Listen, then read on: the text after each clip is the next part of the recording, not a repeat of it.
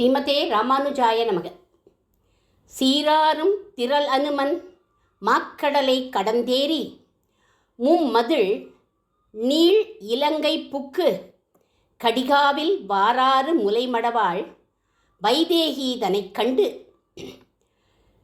அடியேன் விண்ணப்பம் கேட்டருளாய் ஈது அவன் கை மோதிரமே என்று உரைக்க சீதையும் உச்சிமேல் வைத்து உகந்தாள். சுந்தரகாண்டத்தை பாசுரப்படி ராமாயணத்தில் இப்படி கொடுத்துருக்கார் அவர். அனைவருக்கும் அடியேனுடைய பணிவான நமஸ்காரம். ஸ்ரீயப்பதியான எம்பெருமான பிராட்டியோட சேர்த்தே தான் வழிபடணும், சேர்த்தே தான் பூஜை பண்ணணும். அதுதான் மங்களகரமானது, அதுதான் சனாதன தர்மமும் கூட. சூர்பனகை சீத்தையை தள்ளிட்டு ராமனை அடையணும்னு பார்த்தா காது மூக்கு அறுபட்டு அவதிப்பட்டான். ராவணன் சீத்தையை அடையணும்னு நினச்சான், மாண்டே போயிட்டான். ஆனால் ரெண்டு பேரையும் சேர்த்து வச்ச ஹனுமனை லோகமே பாராட்டுறது. சீதாராமர்களை காட்டிலும் ஏற்றம் யாருக்குன்னா ராமாயணத்தில் ஹனுமனுக்கு தான். தெருக்கு தெரு இவருக்கு தான் கோவில் இருக்குது.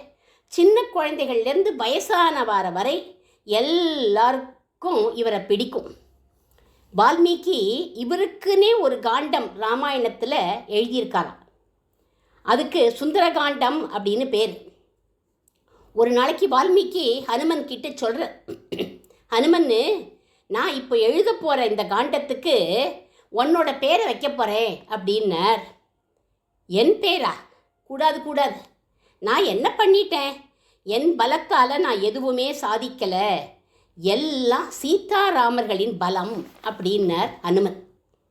சரி ஹனுமன்னு சுந்தரகாண்டம்னு வைக்கட்டுமா அப்படின்னு கேட்டார். ஓ, ரொம்ப நன்னா இருக்கே, பேஷா வைங்கோ அப்படின்னார். அதுக்கப்புறம் சொன்னார் ஹனுமன், உங்கள் அம்மா அஞ்சனை உன்னை கூப்பிட்டா போய் பாரு அப்படின்னார். இவரோட அம்மா அஞ்சனை, ஹே சுந்தரா ஆ கச்ச அப்படின்னு கூப்பிட்டா. யாரையோ அம்மா கூப்பிட்றான்னு இவர் திரும்பி திரும்பி பார்க்குறார். அவள் வராளா அப்படின்னு. ஒன்றை தாண்டா கூப்பிட்டேன், உன் பேர் தாண்டா சுந்தரன், இது எனக்கும் உங்கள் அப்பாவுக்கு மட்டும்தாண்டா தெரியும் அப்படின்னு சொன்னா அஞ்சனை. ஓ அப்படியா, வால்மீகிக்கும் தெரிஞ்சிருக்கு, அதனால தான் அவர் சுந்தரகாண்டம்னு சொன்னார் போல இருக்குன்னு நினச்சின்றாராம் ஹனுமன். எல்லாமே இந்த சுந்தரகாண்டத்தில் ரொம்ப அழகு அப்படின்னு ஒரு கவி சொல்லுவார். சுந்தரே சுந்தரி சீதா, சுந்தரே சுந்தரம் வனம், சுந்தரே சுந்தரோ ஹரிஹி, சுந்தரே சுந்தரம் சர்வம். எவ்வளோ அழகாக சொல்லியிருக்கார் பாருங்க. ஹனுமனோட பிரபாவத்தை கம்பர் 5 வரியில் சொல்லிட்டார். 5 ஒன்று பெற்றான். 5 ஒன்றான வாயு, இவர் வாயு புத்திரர். 5 ஒன்றை தாவி, 5 ஒன்று நீர், சமுத்திரத்தை இவர் தாண்டினர். 5 ஒன்று ஆறாக ஆரியர்க்காக ஏகி, ராமலக்ஷ்மணர்களுக்காக 5 ஒன்றான ஆகாச மார்க்கமாக பறந்தர். ஆரியர் அப்படின்னா ராமலக்ஷ்மணர்கள்னு அர்த்தம். 5 ஒன்று பெற்ற அனங்கை கண்டு அயலார் ஊரில், 5 ஒன்றான பூமி, சீதா பூமி பிராட்டியினுடைய அவதாரம், அவளை கண்டார் அங்கே போய். 5 ஒன்றை வைத்தான். 5 ஒன்று என்னதுன்னா அக்னி, அதை லங்கையில் வச்சுட்டார். அவன் எம்மை அழித்து காப்பான். பிராட்டிக்கு மோதிரத்தை அழித்து காத்தது போல நம்மையும் காப்பார். இந்த காண்டத்தில் ஹனுமனுக்கு ஆச்சாரிய ஸ்தானம். பிராட்டியை மீட்டு பெருமாளோட சேர்த்து வைக்கிறதுனால ஆச்சாரிய ஸ்தானத்தில் இருக்காருங்கிற தத்துவம் சொல்லப்படுறது இந்த காண்டத்தில். பிராட்டி அசோகவனத்தில் இருந்துட்டு ரொம்ப கஷ்டப்படுறா. பெருமாள் கிஷ்கிந்தேல அலைஞ்சுண்டு கஷ்டப்படுறார். இவாளை சேர்த்து வைக்க வேண்டிய பொறுப்பு யாருக்கு தெரியுமா? சுக்ரீவனுக்கு. சேர்த்து வைக்க வேண்டிய திரள் யாருக்கு இருக்குது தெரியுமா? ஹனுமனுக்கு இருக்கு. ஆகாச மார்க்கமாக புறப்படுறார் ஹனுமான். எல்லா தடங்கல்களையும் முறியடிச்சுட்டார். ராவணனுடைய அந்தப்புறத்துக்குள்ளே பிரவேசிச்சுட்டார். மண்டோதரியை பார்த்தார். இவள் சீதையோ அப்படின்னு கண் கலங்கினார். அதுக்கப்புறம் கொஞ்சம் தெளிஞ்சு சீதையை கண்டுபிடிக்க முடியலையேன்னு சோர்வாக உட்காந்துட்டார். அதுக்கப்புறம் நினச்சிக்கிறார், சீத்தை ஜெகன்மாதா ஆயிடுறே, அவளுடைய அருள்னால தான் நான் அவளை பார்க்க முடியும் அப்படின்னு நினச்சிண்டு நமோஸ்து தஸ்மை ஜனகாத்மஜாயின்னு பிராட்டிக்கு நமஸ்காரம் பண்ணினார். பண்ணி முடிச்ச அடுத்த செகண்டு திரும்புகிறார். அசோகவனம் கண்ணுக்கு தெரிஞ்சு கொடுத்தோம். சிம்சுபா விருட்சத்துக்கு அடியில் சீதா பிராட்டியை பார்த்துட்டார். அருமையே அருமையே ஆரிது ஆற்றுவார், ஒருமையே எம்மனோர்க்கு உரைக்கப்பாலதோ அப்படின்னு இப்படி ஒரு சொரூபமா, இப்படி ஒரு தவமா, இப்படி ஒரு கற்பா அப்படின்னு கண்ணீர் விட்டுண்டு மணக்கண்ணாலேயே கண்டேன் சீதையேன்னு சொல்லிட்டு ஒளிஞ்சுண்டு உட்காண்டிருக்கார். சமயம் வரப்போது இறங்கணும் அப்படின்னு. ராவணன் அந்த சமயம் வந்தான். சீதா பிராட்டியை மிரட்டினான். 1 மாதம்தான் உனக்கு டைம், அதுக்குள்ளே நீ என்ன கல்யாணம் பண்ணிக்கோ அப்படின்னு. சீத்தை சொல்கிறா, பெருமாள் கிட்ட சரணாகதி பண்ணு அப்படின்னு உபதேசம் பண்ணினா. அவன் அதை லட்சியமே பண்ணலை. அதுக்கப்புறம் அவன் போயிட்டான். இவன் யார் எனக்கு 1 மாதம் டைம் கொடுக்கறது அப்படின்னு நினச்சிண்டு உயிரை விட்டுடுவோம்னு அந்த சிம்சுபா விருட்சத்துக்கு கீழே போய் நின்றுட்டு தன்னுடைய தலை முடிய பின்னின்னு இருக்கா இல்லையா, அதை மேலே போட்டுண்டு நம்ம சுருக்கு போட்டுருவோம், செத்து போயிடுவோம், உயிரை விட்டுடுவோம் அப்படின்னு நினச்சா. அந்த சமயம் ராஜா தசரதோ நாம ரத குஞ்சர பாஜிமான் அப்படின்னு ராம கதையை சொல்லிட்டு ஹனுமன் பொத்துன்னு கீழே குதிச்சார். ராமான்னு சொல்கிறதுக்கு இந்த காட்டில் ஒத்துருமே இல்லை, ராம கதை கேட்குறதே அப்படின்னு நிமிர்ந்து பார்த்தா ராம கதை தான் பிராட்டிக்கு ஜீவனம். போன உயிர் திரும்பி வந்துடுத்து. யாருப்பா நீயோ ஒரு வானரன், அவரோ ஒரு நரன், உங்கள் 2 பேருக்கும் எப்படி ஸ்நேகம் ஏற்பட்டது, அவர் எப்படி இருக்கார் அப்படின்னு கேட்டான்.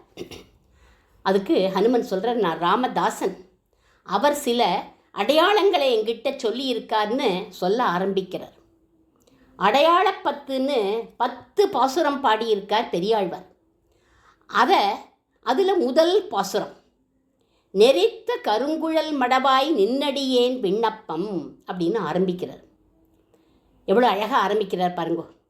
செறிந்த மணிமுடி சனகன் சிலையிருத்து நினை கொணர்ந்தது அறிந்து அப்படின்னு பிராட்டிய மணந்த கதையை சொல்கிறார். எப்படி மணந்தார்னு. பரசுராமர்கிட்டேந்து விஷ்ணு தனுஷை பெத்துண்டு அவருடைய தபசின் பலனை அவருக்கு கொடுக்காம அதை லோகக்ஷேமார்த்தத்துக்காக கொடுத்துட்டு அந்த தபஸை சிதைச்சுட்டார். இது ஒரு அடையாளம்னு பாலகாண்டத்தில் சொல்கிறார். அரசு களை கட்ட அருந்தவத்தோன் இடைவிலங்க செறித்த சிலை கொடு தவத்தை சிதைத்ததும் ஓர் அடையாளம். இந்த அடையாளத்தை முதல் பாசுரமான இந்த அடையாளத்தை சொன்னார். இந்த அடையாளம் சரியா தாயே அப்படின்னு கேட்டார். பிராட்டி சொல்கிறா, ஹனுமன்னு இந்த அடையாளம் உலகமே பிரசித்தி, எனக்கும் அவருக்கும் மட்டும் தெரிஞ்ச சில அடையாளங்களை சொல்லு அப்படின்னு கேட்டா பிராட்டி. அடுத்த பாசுரம் சொல்கிற, அல்லியம்பூ மலர்கோதாய் அடிபணிந்தேன் விண்ணப்பம் சொல்லுகேன் கேட்டருளாய் துணை மலர்கண் மடமானே அப்படின்னு ஆரம்பிக்கிறார். சுமங்கலிகள்லாம் தலையில் பூ இல்லாமல் இருக்கக்கூடாது. சீத்தை பெருமாளை விட்டு பிரிஞ்சிருந்தாலும் எதிர்ப்புற ஒரு தாமரை தடாகம் இருந்துதான். அந்த தடாகத்தில் இருக்கிற ஒரு புஷ்பத்தை, தாமரை புஷ்பத்தை எடுத்து எப்போவும் சூட்டிப்பாளாம். அதனால அல்லியம்பூ மலர்கோதாய் அப்படின்னு அவளை அழைக்கிறார். அழைச்சிட்டு, நீங்கள் 2 பேரும் சந்தோஷமாக இருந்தபோது விளையாடின்றிருந்தேள், பகடக்காய் விளையாடின்றிருந்தேள், எல்லியம்போது இனிதிருத்தல் இருந்ததோர் இடவகையில் மல்லிகை மாலை கொண்டு அங்கு ஆர்த்ததும் ஓர் அடையாளம். நீங்கள் 2 பேரும் ஜாலியாக பகடையாட்டம் ஆடுவேள், பெருமாள் தோற்று போயிடுவார். ஏன் அப்படின்னா, நீங்கள் காயை நகர்த்துற போதும் குலுக்கிற போதும் உங்கள் திருக்கை அழகையே ரசிச்சுட்டு இருப்பார். அதனால அவர் தோற்று போயிட்டார். அதுக்கப்புறம் உங்களுக்குள்ள என்னன்னா ஒரு சமரசம், யார் தோற்று போகிறாவளோ அவள் என்ன பண்ணணும்னு. அங்கே ஒரு சந்தன மரத்தோட மல்லிகை மாலையால் பிரேமையோட நீர் கட்டி வச்சுட்டீர். ஏன்னா அவர் தோற்று போனதுனால. மல்லிகை மாலையை அறுத்துண்டு வரத்துக்கு எத்தனை நாழி ஆகும்? பெரிய வீரனாச்சே, அறுத்துண்டு வரல. அதனால பிரேமையோடு கட்டிட்டா என்னோட மனைவின்னு நின்றுட்டு இருந்தாராம். அதை கேட்டு இதெல்லாம் கேட்டா சீத்தை சந்தோஷப்பட்டா. லக்ஷ்மணருக்கு கூட இது தெரியாது. ராமர் ஏன் இந்த அடையாளத்தை அனுமன் கிட்ட போய் சொன்னார் அப்படின்னா, ஏன்னா இவா 2 பேரும் சந்தோஷமாக இருந்ததை போய் அனுமன் கிட்ட சொல்லியிருக்காருன்னு ஏன் சொன்னார் அப்படின்னா, இவர் பரம பாகவதன், சதாச்சாரம் உடையவர், உத்தமன். அதனால இவர்கிட்ட சொன்னாராம். அடுத்த அடையாளம் சொல்கிறார். கலக்கியமா மனத்தளாய் கையேயி வரம்பேண்ட மலக்கியமா மனத்தனளாய் மன்னவனும் மாறாதொழிய. கைகேயியை எல்லாரும் கொடுமைக்காரின்னு தான் சொல்லுவோம். ஆனால் ஆழ்வார் என்ன சொல்கிறார் பாருங்கோ, அவளை மா மனத்தனள் அப்படிங்கிறார். பெரிய மனசு உடையவள் அவள். அப்பேற்பட்டவளுடைய மனசை கூனி கலக்கிட்டா. குலக்குமரா காடுரைய போ என்று விடை கொடுப்ப இலக்குமணன் தன்னோடும் அங்கு ஏகியது ஓர் அடையாளம் அப்படின்னு. தசரதருடைய சத்தியத்தை காப்பாற்றுறதுக்காக வனவாசம் மேற்கொண்டார்கள் ராமரும் லக்ஷ்மணரும். அந்த அடையாளத்தை சொன்னார். அடுத்த பாசுரத்தில் அடுத்த அடையாளம் சொல்கிறார். அயோத்தியர்கோன் பெருந்தேவியே கேட்டருள், கூரணிந்த வேல்வலவன் குகனோடும் கங்கை தன்னில் சீரணிந்த தோழமை கொண்டதும் ஓர் அடையாளம் அப்படின்னர். பெருமாள் வந்திருக்கார்னு தெரிஞ்சுட்டு ஓடி வந்தானா குகன், கீழ் ஜாதிக்காரன். அவனை போய் கட்டிண்டு கீழ்மகன் என்னாது இறங்கி அவனுக்கு இன்னருள் சுரந்து தோழன் நீ எனக்கு அப்படின்னு சொன்னார்னு நேரில் பார்த்த மாதிரி இந்த அடையாளத்தை சொல்கிறார் ஹனுமன். அடுத்த அடையாளம் குழந்தை பரதனுக்கு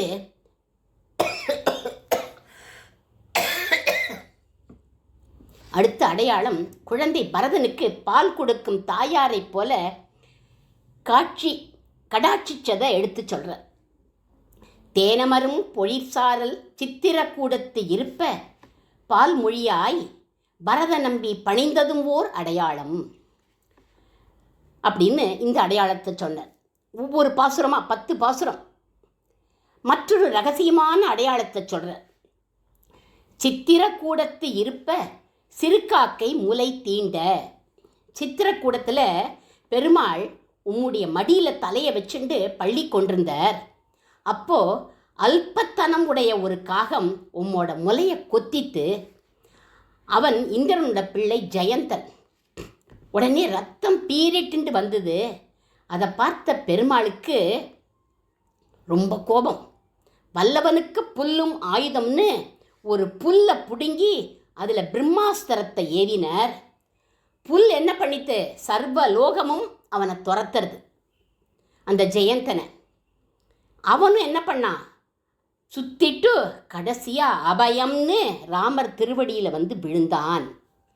அத்திரமே கொண்டெறிய, அத்திரம் அப்படின்னா புல், அத்திரமே கொண்டெறிய அனைத்துலகும் தெரிந்தோடி வித்தகனே ராமாவோ நின் அபயம் என்று அழைப்ப அத்திரமே அதன் கண்ணை அறுத்ததும் ஓர் அடையாளம். சரணாகதி பண்ணுற தோரணையில் அந்த காகம் வந்து விழலை. அப்பவும் தாங்கள் அதன் தலையை திருப்பி பெருமாள் பக்கமாக போட்டீர் அப்படிங்கிறார் ஹனுமன். உம்மோட திருவுள்ளம் அறிஞ்சு ராமர் அதுக்கு அபயம் கொடுத்துட்டார். பிரம்மாஸ்திரத்துக்கு ஒரு கௌரவம் கொடுக்கணும்னு நினச்சி ராமர் அதோட ஒரு கண்ணை மட்டும் வாங்கிட்டு அதை உயிரோட விட்டுட்டார். இந்த ரகசியமாக இருந்த இந்த அடையாளத்தை ஹனுமன் சொன்னதை கேட்டு பிராட்டி நீ ராமதூதன் தான் அப்படின்னு சொன்னான். ஏன்னா இது ரகசியமான அடையாளம். இதை சொன்ன உடனே ஒத்துண்டுட்டா, நீ ராமதூதன் அப்படின்னு விட்டான். அடுத்த அடையாளம் மாரீச்சமானின் விளையாட்டச் சொல்லி ராமர் அதை பிடிக்க ஓடியதும் மந்திரத்து இளையோன் சொன்ன வாய்மொழி மனதிற்கொள்ளாமல் அவரும் பிரிந்ததை ஒரு அடையாளமாக சொன்னார். இளையவன் சொன்னான், வாயால் சொன்னான் நான் போகலை அப்படின்னு. ஆனால் அவனையும் அனுப்பி வச்சுட்டா அவர் பிரிந்ததும் ஓர் அடையாளம் அப்படின்னு அடுத்த பாசுரத்தில் சொல்கிறார். இப்படி வார்த்தைகள்னால எல்லா அடையாளத்தையும் சொல்லிட்டார். அதுக்கடுத்தது பொருள் அடையாளம் ஒன்று கையில் இருக்குது, அதை காட்டுறார். அயோத்தியர்கோன் உரைத்த அடையாளம் மொழிந்து பின்னர் ஈது அவன் கை மோதிரமே என்று அடையாளம் தெரிந்துரைக்க, ஈது அவன் கை மோதிரம் அப்படின்னு அந்த அடையாளத்தை சொன்னாராம். பிரபு அடியேனிடம் இந்த மோதிரத்தை கொடுத்தார் அப்படின்னு சொல்லி ராமநாமாங்கிதேதம் பஷ்யதே அங்குலீயகம்னு காட்டுறார். கொடுக்கிற கை என்றைக்குமே மேலே இருக்கும், வாங்கிற கை கீழே இருக்கும். பிராட்டி கை கீழே வரலாமோ? அந்த அளவுக்கு மரியாதை தெரிஞ்சவர் ஹனுமன். அதனால ஆழ்வார் கூட என்ன வார்த்தை போட்டிருக்கார் பாருங்க, ஈது அவன் கை மோதிரமேன்னு காட்டுறாராம். அவ்வளவுதான். ஜனக சபையில் சிவதனுஷை எடுத்து ராமர் முறிச்ச போது அவர் கையில் ஒரு மோதிரம் பளபளன்னு மின்னித்து அப்படிங்கிறார் ஆழ்வார். திக்கு நிறை புகழாளன் தீவேள்வி சென்ற நாள் மிக்க பெரும் சபை நடுவே வில்லிரித்தான் மோதிரம் கண்டு அப்படிங்கிறார். அதே மோதிர கையோட கல்யாணத்தும் போது பிராட்டியை கைப்பிடிச்சார். அப்போது அது சீதைக்கு உறுத்தித்தான். அது என்னன்னு பார்க்கிறாளாம் சீதை. ராம நாமம் பொறிச்ச மோதிரம் அது. ஒக்குமால் அடையாளம் அனுமன் என்று உச்சி மேல் வைத்து கொண்டு உகந்தனள் அப்படிங்கிறார் ஆழ்வார். முதல்ல அந்த மோதிரத்துக்கு ஒரு மரியாதை, அதனால அதை தலை உச்சி மேலே வச்சுட்டு வணங்கினாளாம் பிராட்டி. அதுக்கப்புறம் அதை எடுத்து கண்ணில் ஒத்திண்டாளாம். கண்ணீரால் அதுக்கு அபிஷேகம் பண்ணினா உத்து பார்க்கறா, அந்த மோதிரத்துக்குள்ள ராமருடைய மோதிர விரல் தெரியறதாம். அடுத்து அவர் கை தெரியறதாம். அதுக்கடுத்து அவருடைய கையோடு கூடிய தோள் தெரியறதாம். தோளோடு கூடிய திருமேனி தெரியறதாம் அடுத்ததா. அப்படியே திருமேனி தெரிஞ்ச உடனே அணைச்சுண்டு விட்டாளாம். ராமனே பக்கத்தில் இருக்கிற மாதிரி உணர்ந்தாள் அப்படின்னு இதுக்கு வியாக்கியானம் பண்ணுவா இந்த பாசுரத்துக்கு. ராமாயணம் முழுவதையும் ஹனுமன் பிராட்டிக்கு இந்த சுந்தரகாண்டத்தில் சொன்னார். அதனால் இது ஹனுமத் ராமாயணம். இந்த ராமாயணம் முழுசையும் பெரியாழ்வார் தமிழில் பாசுரமாக பாடிட்டார். அதனால் இது விஷ்ணு சித்த ராமாயணம். பிராட்டி உடனே தன்னுடைய சிரசில் அணிஞ்சின்னு இருந்த சூடாமணிங்கிற ஆபரணத்தை ஹனுமன் கிட்ட கொடுத்தா. கையில் போட்டுக்கக்கூடிய மோதிரங்கிற பூஷணம் ராமர் அபயப்பிரதானம் பண்ண மாதிரின்னு அர்த்தமா. பிராட்டி தலையில் வச்சுட்டு இருந்த சூடாமணிங்கிற ஆபரணம் சரணாகதி பண்ணுறா தாயார் அப்படின்னு இந்த தத்துவம் இந்த இடத்துல காட்டப்படுறது.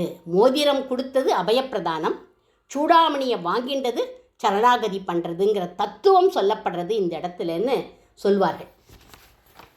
உடனே ஹனுமன் கிளம்பி ராவணனை சந்தித்து அறிவுரை சொன்னான். அவன் கேட்கலை. லங்கேஸ்வரா, உனக்கு வரபலம் இருக்குன்னு நீ நினைக்காத. உன் வரபலத்தை விட ராமருடைய சரபலம் பெருசு.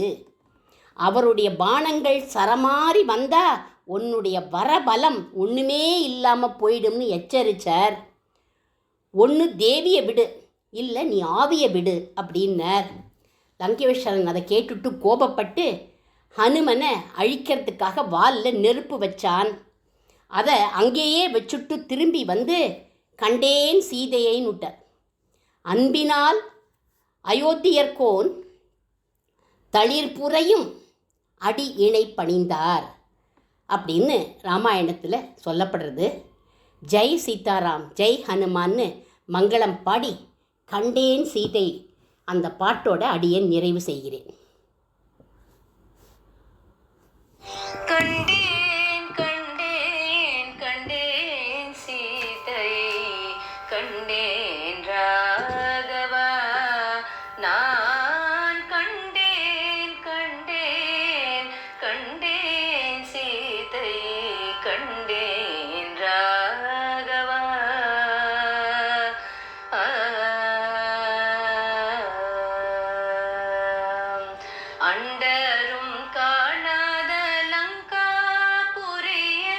அண்டரும் காணாத லங்காபுரியில் அரவிந்த வேதாவை தர வல்ல மாதாவை கண்டேன் கண்டேன்.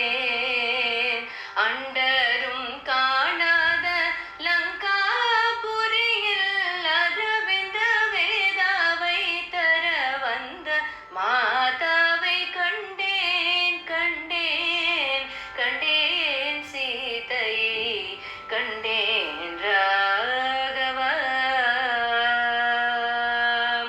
ஆ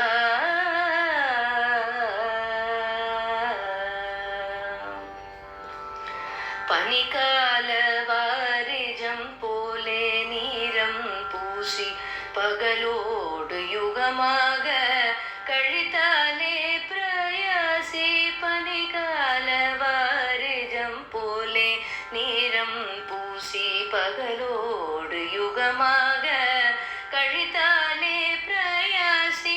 நினைத்தங்கே ராவணன் அந்நாள் வர சீச்சி நில்லடா என்று ஏசி. நினைத்தங்கே ராவணன் அந்நாள் வர சீச்சி நில்லடா என்று ஏசி. தனித்து தன்னுயிர் தன்னை தான் விட மகராசி.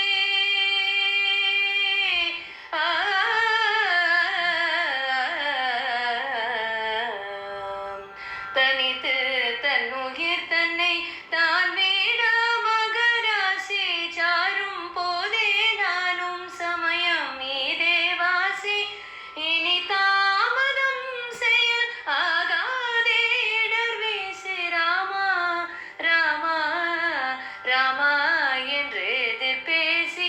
இனி தாமதம் செய்ய ஆகாதே இடர் வீசி. ராமா ராமா ராமா என்று எதிர் பேசி. கண்டேன் கண்டேன் கண்டேன் சீதையை கண்டேன்